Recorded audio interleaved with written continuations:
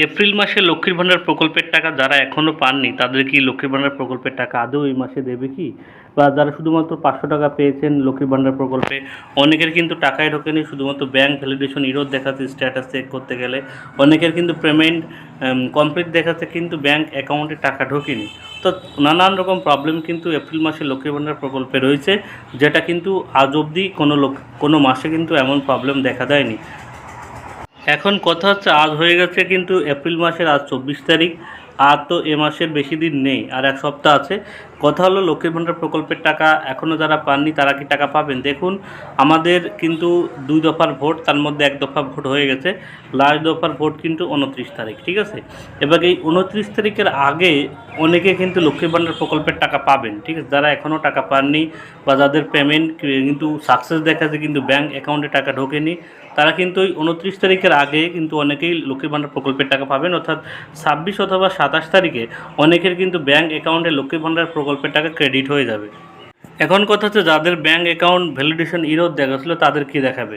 আপনারা তারা status check করে দেখবেন, যদি এখনও আপনাদের ব্যাংক ভ্যালিডেশন ইরোরই দেখায় তাহলে এই মাসে তারা লক্ষ্মীর ভাণ্ডার প্রকল্পের টাকা পাবেন না, ঠিক আছে? তারা কিন্তু এই মাসে আর লক্ষ্মীর ভাণ্ডার প্রকল্পের টাকা পাবেন না। যাদের ব্যাংক অ্যাকাউন্টে ভ্যালিডেশন ও ইরোর দেখাচ্ছে বা কেওয়াইসি প্রবলেম দেখাচ্ছে, তারা এই মাসে আর টাকা দেওয়া তাদের সম্ভব না। তারা অবশ্যই ব্যাংকে যোগাযোগ করে, যদি ব্যাংকের সমস্যা মিটিয়ে যায় তাহলে আপনারা অবশ্যই বিডিও অফিসে গিয়ে যোগাযোগ করবেন। ভোটের পরে যেয়ে তারা অবশ্যই বিডিও অফিসে গিয়ে কথা বলবেন। আর যারা ৫০০ টাকা পেয়েছিলেন এপ্রিল মাসে, শুধুমাত্র ৫০০ টাকা পেয়েছিলেন, যেখানে ১৫০০ টাকা পাওয়া বা ১৭০০ টাকা পাওয়ার কথা, সেখানে শুধুমাত্র ৫০০ টাকা পেয়েছেন, তাদেরও হয়তো বা ২৬-২৭ তারিখে হয়তো বা বাকি টাকা দিতে পারে। যদি না দেয় তাহলে বর্তমান যা সিচুয়েশন লক্ষ্মীর ভাণ্ডারে, তারাও কিন্তু এই মাসে আর টাকা পাবে না। এবার মে মাসে গিয়ে সরকার যদি একই থাকে সে আলাদা ব্যাপার, যদি সরকার চেঞ্জ হয় সেক্ষেত্রে নতুন নিয়ম আসতে পারে। অতএব বর্তমানে লক্ষ্মীর ভাণ্ডার প্রকল্পে যারা টাকা পাননি তারা হয়তো বা ২৬ অথবা ২৭ তারিখে টাকা পেতে পারেন। আপনারা একবার একটু ব্যাঙ্ক অ্যাকাউন্ট চেক করে দেখবেন, ঠিক আছে? অনেকের কিন্তু মেসেজ যায় না, কিন্তু ব্যাঙ্ক অ্যাকাউন্টে টাকা ক্রেডিট হয়ে যায়।